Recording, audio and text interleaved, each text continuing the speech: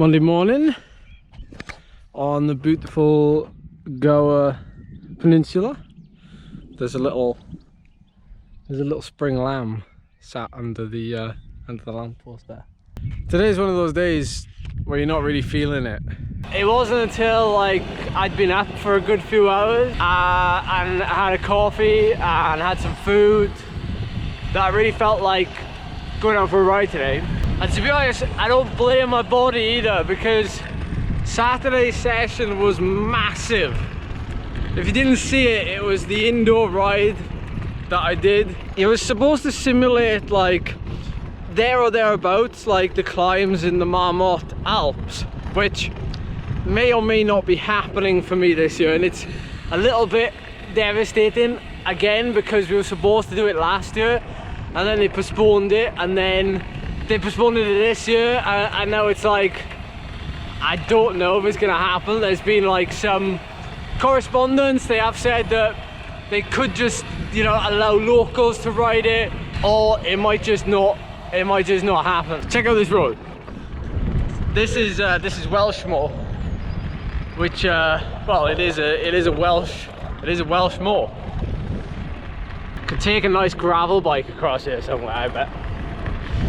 Yeah. For those of you that didn't want to watch a 5-hour live stream, I'm kind of recapping that here, but it's sad news, you know. It's sad news that the event might not happen for me, because I also wanted to do the hill climb up Alpe d'Huez a couple of days before, which I was very geared up for. So I decided to do the session anyway. I'll continue building for it anyway because it's great training, even though a lot of you said I was crazy.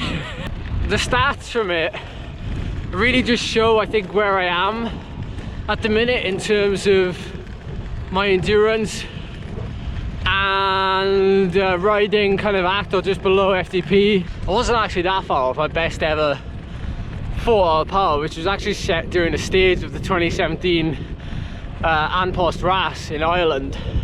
It was stage 5, and we got in the breakaway halfway through, and I almost won that stage. I went solo with 10k to go and then got caught with like 2k to go or something, but we won that race overall, so it doesn't really matter. Anyway, Saturday session was mega. I did all that work, and then I did a Zwift race, which is a bit of a recon as well for Tuesday's race, which kind of gave me like a really good kind of hit out with very tired legs. Freddie Ovett was there, Zimmerman was there, Dave Clark was there. Yeah, there was a good few riders in that field, and I managed to pick up 11th place, so I was happy with that. But man, oh man, I was in a world of pain come the end of that race.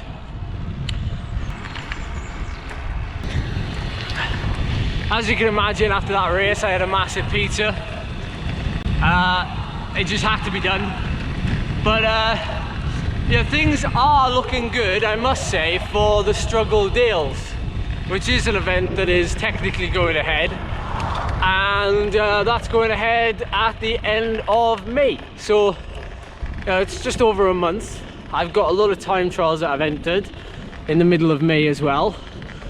Most of them are non-aero, so I'll be doing them on either this bike or maybe the new bikes will arrive by then. But in any case, there's some racing coming and I'm excited. I'm going well, so I want to test myself. And following on from what I've done on the weekend, I'm coming around a bit now this morning. See, the Goa Peninsula is the type of place that you only come on a midweek ride, like midday when everyone's in work or should be in work. And yeah, because if you came out here any day in the summer on a day like this, yeah, you'd be run off the road for sure.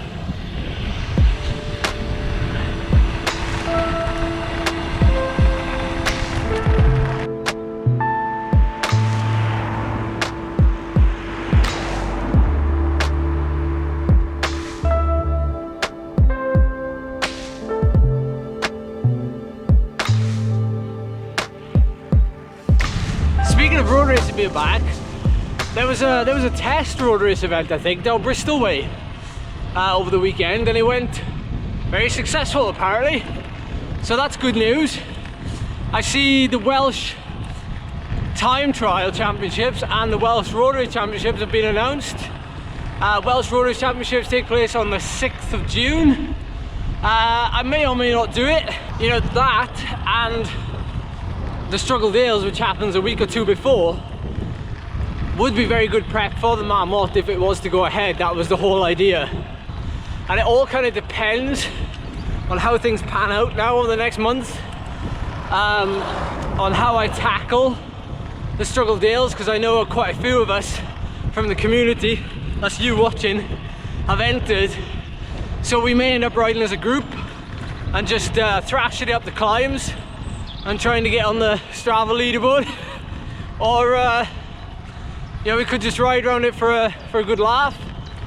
Oh, I don't know. We could just race around the whole thing.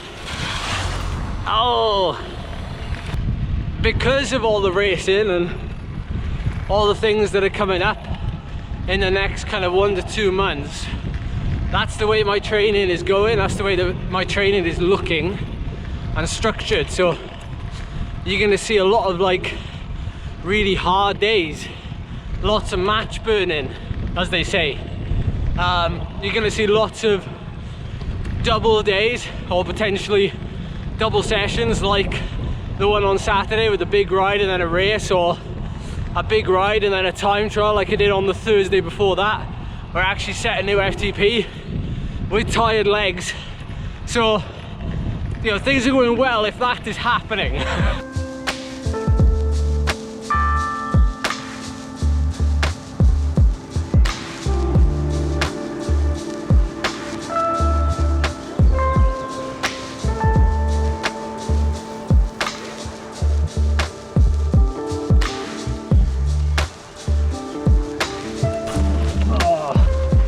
I got you, I got you.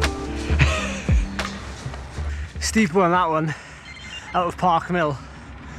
Very steep. So I wouldn't necessarily recommend to many people what I did on Saturday, and that is doing like a lot of intensity, or even doing a long ride and then doing a race. You don't ever really do that if A, you're either in good shape and you can handle it and therefore you can recover from it quickly. You know, by quickly I mean 2 days, 3 days, because that could leave somebody, you know, having to need like a week off. But it's just like, if you were a world tour rider, you could use Zwift, but the equivalent would be to do like 4 or 5 hour ride. Maybe you do some intervals in there, but then you jump behind a motorbike for like an hour. That would be the equivalent, really. You're not creating the effort is being kind of pulled out of you. So me doing that race afterwards, it was simulating Alpe d'Huez in real life. After the end of 5 hours of all that work that I did, 45 minutes I think the race was, at 5 watts per kilo, with the final climb forcing me to kind of go to like 6 and 7 watts per kilo for 3 to 5 minutes. So it did exactly what I wanted it to do. And speaking of recovery, I've got a lot of questions in the last week.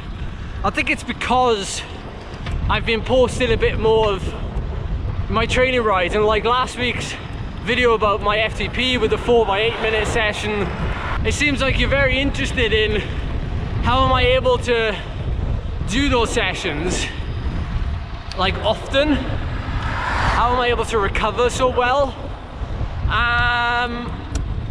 You know, I recover like a professional. It's my job to recover. It's also my job to train hard. But what I'm getting at is though that, say if you had time off work coming to you, if you increase the training hours, yeah, you know, you're putting work in, you're getting stronger, you're doing more cycling. That's what we automatically want to do, but also it gives you more time to recover.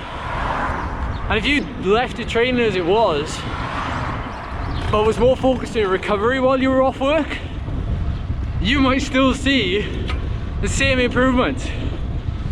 It's a bizarre thought, but I've seen it work. So that's enough talking for this video.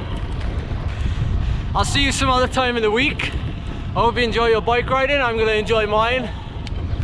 I hope it's sunny where you are. And I'll see you soon.